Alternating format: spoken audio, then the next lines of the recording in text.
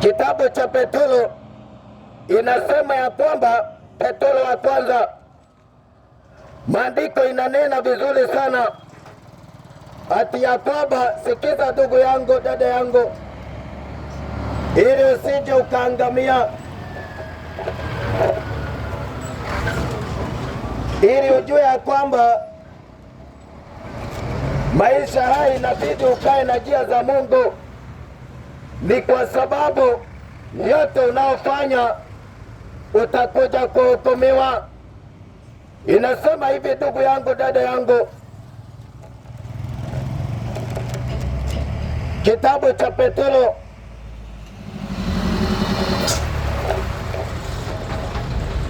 wa kwanza 4:7, lakini mwisho wa mambo yote umekaribia, basi iweni na akili, mukeshe katika sala. Maandiko inasema vyema ndugu yangu ya kwamba mwisho wa kila jambo umekaribia. Mungu anatuambia vizuri sana ati mwisho wa kila jambo umekaribia. Ndugu yangu, dada yangu, umeishi maisha ya kufurahisha dunia, umeishi maisha ya anasa. Yesu anakuambia mrudie mchana wa leo, jitenge na anasa ambayo inayokufurahisha, anasa ambayo unayopenda, maana mwisho wake ni kuangamia, mwisho wake ni kuhukumiwa. Haleluya! Maisha siyo haya tu kama jinsi watu wanavyosema ati maisha ndiyo haya. Sherehekea katika anasa, sherehekea kwa ulevi, sherehekea kwa ukahaba, sherehekea katika masturbation, sherehekea katika pornography. Lakini ndugu yangu, utakuja kuhukumiwa, maana kuna moto wa milele, mahali ambapo shetani na malaika wake watakapotupwa, na mtu yoyote ambaye hataonekana ameandikwa katika kitabu cha uzima wa milele. My brother, my sister, toka katika maisha ya anasa, mpokee Yesu Kristo, ujitenge na uovu wa kila aina, ili usije ukaangamia. Haleluya! Ni kwa sababu ndugu yangu, dada yangu, maisha haya Yesu Kristo ndiye aliye na wokovu, amani. Haleluya! Na ndiposa maandiko inasema ya kwamba, kitabu cha Isaia 48 mstari wa 22, maandiko inanena vyema ati hakuna amani kwa mtenda dhambi, asema Bwana. Hakuna amani. Ulevi uwezi ukakupa amani, ukahamba uwezi ukakupa amani, wizi hauwezi ukakupa amani. Mwishowe ni kuangamia, mwisho utahukumiwa. Haleluya! Ufisadi hauwezi ukakupa amani, maana mwisho wa uovu ni katika moto wa milele. Mrudie Yesu Kristo, mtu wa Mungu, mchana wa leo. Mrudie Yesu Kristo ili usije ukaangamia, mtu wa Mungu. Haleluya! Lilia maisha yako.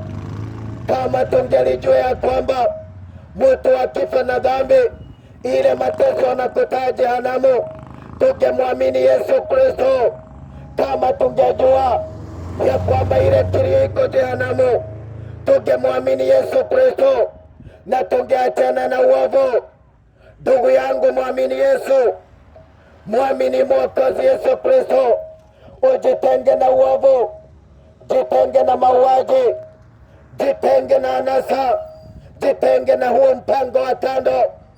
Umeolewa lakini uko kwa mpango wa tando, utahukumiwa. Dada, umeoa lakini uko kwa mpango wa tando, mrudie Yesu Kristo, my brother, ili usije ukaangamia. Haleluya! Yesu anakuita ili mwenendo wako uwe msafi, mwenendo wako uwe msafi, kuwa mtakatifu. Lazima ukae kama neno la Mungu. Ndugu yangu, dada yangu, kuwa mtakatifu, lazima ukae kama neno la Mungu. na kuishi kama neno la Mungu, lazima ubadilishe mwenendo wako. Lazima kuongea kwako kusiwe matusi. Lazima kuvalia kwako kusiwe ukahaba. Lazima kutembea kwako kusiwe kiburi. Kila jambo unalofanya, my brother, utapeana hesabu yake siku ya hukumu. Haleluya! Maana wengi siku ya leo wanasema mtu akifa amepotea. Ndugu yangu, kuna uhai baada ya dunia, kuna uzima na kuna moto wa milele. Na Yesu akaweka moto wa milele na akaweka uzima wa milele ili mtu ajitangulie. Haleluya! Ukichagua uzima, lazima uenende kama neno la Mungu. Ukichagua uzima, lazima ukae kama neno la Mungu. My brother, Yesu anakuita, toka kwa kila aina ya uovu, mrudie Yesu Kristo, mrudie mfalme Yesu Kristo, ili usije ukaangamia katika moto wa milele, ili usije ukaangamia my sister, ili my brother usije ukaangamia. Muamini Yesu Kristo mchana wa leo na ujitenge na kila aina ya uovu. Haleluya! Siku inakuja hapa, yale yote huwa unafanya kwa siri utahukumiwa. Wakati utakufa, ndugu yangu, dada yangu, ukiwa mtenda dhambi, itakuwa kilio katika moto wa milele. Itakuwa kilio, my brother. Familia yako hiyo siku haitakulilia tena ili uingie katika uzima wa milele. Pesa yako haitakuwa poa, marafiki wako hatakuwa poa, maana uliishi maisha ya anasa, ulipendezwa na anasa. Soma maandiko vizuri, ndugu yangu, usikie ndugu yangu, ile kilio ambayo tajiri wa Lazaro alipata baada yake kufa akiwa mtenda dhambi, katika Luka 16 kuanzia pale 19, Luke 16:19. Ukitelemuka, maandiko inasema ya kwamba wakati tajiri alipokufa alienenda kuzimu, na akiwa kuzimu katika mateso aliomba tone la mmoja la maji, lakini haikuwezekana. Angalia, hapa duniani unafurahia katika anasa, unafurahia katika raha, lakini my brother, my sister, wakati utakufa kuwa mtenda dhambi, ile kilio inakuwa jehanamu. Ni kilio ambao ni kali sana, na hakuna mwingine wa kuokoa mtu. Mtu anaweza kukuambia kwamba ukifa kuwa mtenda dhambi utaobewa. Nani atakuobea na hakuobea tajiri wa Lazaro? Matendo ambao unatoka nao hapa duniani, hiyo ndio itakuelekeza aidha utaenda motoni ama utaenda ufalme wa mbinguni. Muamini Yesu Kristo mchana wa leo. Jitenge na aina zote za uovu. Mahali popote umekanywa na Mungu, kubali neno lake, kubali neno lake my brother, kubali neno lake likuongoze, kubali neno lake. Jitenge na vita, jitenge na matusi, jitenge na ulevi na ukahaba, jitenge ndugu yangu, wizi, ufisadi, mauaji, kuavya mimba, jitenge nayo. Siku ya leo wanawake wanasema my dress my choice. Mtu anaonyesha watoto wake uchi, ni dhambi mbele za Mungu, utahukumiwa dada.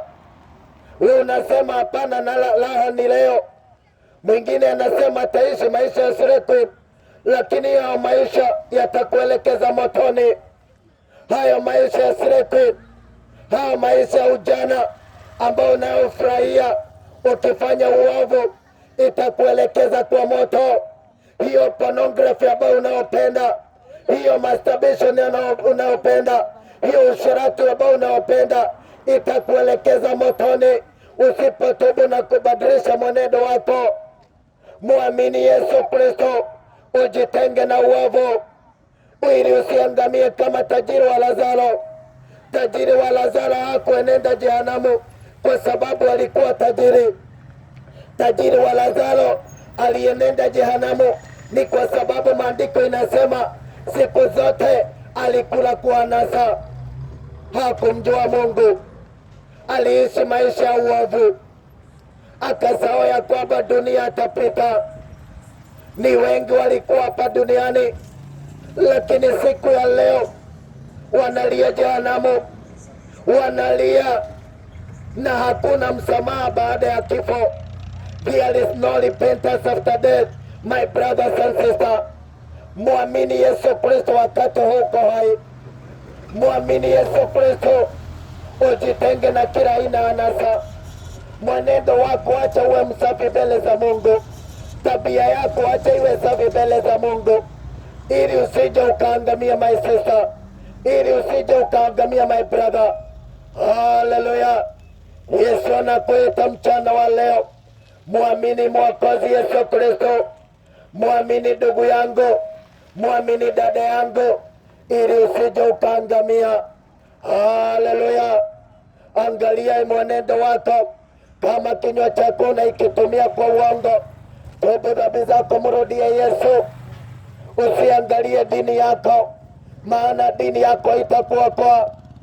Wakati huu ndio wakati watu wanasema kila mtu ako na dini yake. Ndugu yangu, dini yako haitakuokoa siku ya hukumu. Mchungaji wako hatakuokoa siku ya hukumu. Itakuwa wewe na matendo yako yatakufuata. Hata mimi ninayekuhubiria, siku ya hukumu nitaangaliwa matendo yangu. Usiseme ya kwamba uko kanisani lakini mwenendo wako uko sawa na Mungu, maana maandiko inasema ati wananiita na vinywa vyao, wananiheshimu na vinywa vyao, lakini mioyo yao iko mbali nami. Hivyo ndivyo neno linavyosema. Nabii Isaya alitabiri akasema, hao watu wanamheshimu Mungu kwa kinywa, lakini matendo yao, moyo wao iko mbali na Mungu. Unaweza sema Yesu ni Bwana, lakini ndani yako haujaitii neno la Mungu. Unaweza sema kama mimi ni mchungaji, lakini mwenendo wangu ni wa ukahaba, mwenendo wangu wa uasherati. Je, sitahukumiwa ndugu yangu? Lazima tuachane na uovu. Lazima ya kwamba kama unalitaja jina la Yesu, epukana na uovu, epukana na mwenendo usiomfurahisha Mungu, epukana na njia ambayo haimfurahishi Mungu, ili usije ukaangamia. Haleluya! My brother, my sister, Yesu anakuita mchana wa leo. Muamini Mwokozi Yesu Kristo. Jitenge na uovu. Jua ya kwamba mwenendo unaofanya, uliavya mimba ukasema hapana, sikujulikana. Ukafanya mpango wa kando ukasema sikujulikana. Ukafanya usherati ukasema sikujulikana. Lakini nataka nikwambie, Bwana Mungu aliandika katika rekodi yake. Unaweza jifisha kwa wanadamu, lakini Mungu ako na kitabu chake cha matendo. Analekodi kila dakika, kila sekunde, ili ya kwamba hiyo kitabu ataifungua siku ambayo ni ya hukumu. Ni kwa sababu atamhukumu mwanadamu kulingana na matendo yake, kulingana na mwenendo wake. Muamini Yesu, watu wa Juda, watu wa Mungu. Muamini Yesu Kristo mchana wa leo. Angalia mwenendo wako ukamfurahishe Mungu. Haleluya! Ni wakati wa leo ambao ndugu yangu, dada yangu, Yesu anakuita. Wacha kusema uko na miaka mingi hapa duniani. Wale waliokufa jana na waliokufa leo wameishi kusema ya kwamba wako na muda, lakini siku ya leo hawako uhai tena. Muamini Yesu siku ya leo, maana hiyo raha unaofanya ndugu yangu itakuwa kilio kwako siku ya hukumu. Na mwanadamu akifa akiwa mtenda dhambi, hakuna rehema tena. Rehema ni wakati ambapo uko hai, hauwezi tubu dhambi zako tena baada ya kifo. Wakati uko hai ndio Yesu anataka ubadilishe mwenendo ili ukamwamini na kutembea na njia zake. Kitabu cha Matendo ya Mitume 2 mstari wa 38 inasema ya kwamba tubuni na kubatizwa kila mmoja kwa jina la Yesu Kristo, mtapata ondoleo la dhambi zenu na kipawa cha Roho Mtakatifu. Hivyo ndivyo maandiko inavyosema. Maana Petro aliwaambia vile kwa sababu, ndugu yangu, inahitaji uokoe maisha yako. Kama unataka uone uzima wa milele, kuokoa maisha yako ni kumwamini Mwokozi Yesu Kristo. Kuokoa maisha yako ni kutembea kama neno la Mungu. Na unapomwamini Yesu Kristo alafu ubatizwe kwa jina la Yesu Kristo, na ile ubatizo ambao Yesu alibatizwa mto Yordani, fuata neno la Mungu. Maana yake kubatizwa ni kufa na kufufuka na Yesu. Ukisha mwamini Yesu Kristo, inahitaji ubatizo kwa jina la Yesu Kristo, na ili Mungu akuondolee dhambi zako na akupe kipawa cha Roho Mtakatifu, yaani Roho Mtakatifu aishi ndani yako. So my brother, usiishi maisha ya anasa. Yesu ametumana siku ya leo ili ukabadilishe mwenendo wako. Yesu ametumana ili ya kwamba ukabadilishe njia zako. Yesu Kristo ametumana ili kwamba wewe kama jinsi alivyokuumba ukae na njia zake, ili baada yako ya kuishi duniani mutaishi pamoja na yeye. Amua siku ya leo kwa kutubu dhambi zako. Ndugu yangu, dada yangu, amua. My brother, my sister, amua ili usije ukaangamia. Jitenge na kila anasa. Kama umeishi kusema hakuna Mungu, maandiko inasema vyema katika Psalms ya kwamba asemaye hakuna Mungu ni mjinga. Kwa sababu nini? Unaweza semaje hakuna Mungu na unaona ya kwamba dunia yenyewe, ndugu yangu, hakuna mwanadamu aliye na nguvu ya kukontrol jua, kukontrol kila ambacho kiko duniani. Ni kwa sababu hata dunia yenyewe na mbingu zinadhibitisha ya kwamba kuna Mungu, lakini we unasema hakuna Mungu. Ndugu yangu, utahukumiwa. Ni kwa sababu asemaye hakuna Mungu ni mjinga, ni mjinga. Hivyo ndivyo Psalms inavyosema. Zaburi. Badilisha mwenendo wako, badilisha njia zako, badilisha tabia yako, na ili usije ukahukumiwa. Haleluya! Kwa hivyo watu wa Mungu, wacheni tumrudie Yesu Kristo, tujitenge na uovu wa kila aina: ukahaba, ushirati, ulevi, wizi, ufisadi, kuavya mimba, mauaji, kutembea kikahaba. Ndugu yangu, na kila aina ya anasa yote, ili tukamwamini Yesu Kristo na kutembea kwa njia zake. Haleluya! Muamini Yesu Kristo na utembee na njia zake. Ukisoma maandiko, maana watu wengi husema ya kwamba wanahitaji ulembo, ulembo ambao dada Yesu anavyosema. Maandiko inasema katika kitabu cha Timotheo wa kwanza 2:9 ya kwamba wanawake na wajipambe kwa mavazi ya kujistiri pamoja na adabu nzuri. Iko wapi adabu wakati mwanamke, watoto wanaona uchi wako na siku ya leo tunasema my dress, my choice. Iko wapi adabu wakati uchi wako unaonekana? Maandiko inaendelea kusema si kwa kusuka nywele wala dhahabu na lulu wala kwa nguo za thamani. Ndugu yangu, nani aliyekupa ruhusa ya kushuka? Ilhali maandiko inasema, dada yangu, ya kwamba si kwa kushuka nywele wala dhahabu. Lakini siku ya leo tuna shida, tunasema haina shida. Kitabu cha Timotheo wa kwanza 2:9, hapo ndipo vile vile Petro wa kwanza 3:3, ndugu yangu utahukumiwa. Na ndiposa siku ya leo watu wanapendezwa na yale mapambo ya kahaba mkuu aliye Jezebeli, tunapendezwa nayo. Fuata neno la Mungu dada yangu, fuata neno la Mungu. Nani aliyekupa ruhusa ya kushuka? Jisomee Timotheo wa kwanza 2:9 na Petro wa kwanza 3:3, ili siku ya hukumu utamwambia Mungu, atakuuliza, je, nani aliyekupa ruhusa ya mapambo? Maana siku ya leo nasema ni urembo.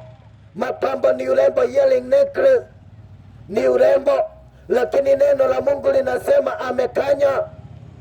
Muamini Yesu Kristo, jitenge na uovu wa kila aina, ukamwamini Yesu Kristo, ndugu yangu, dada yangu, ili usije ukaangamia. Haleluya! Yesu anakuita, Yesu anakuita ili ukatubu dhambi zako na ujitenge na uovu. Mdada, ndugu yangu, jisomee neno la Mungu na ukae kama neno la Mungu, ili mwenendo wako umfurahishe Mungu, ili njia zako zimfurahishe Mungu.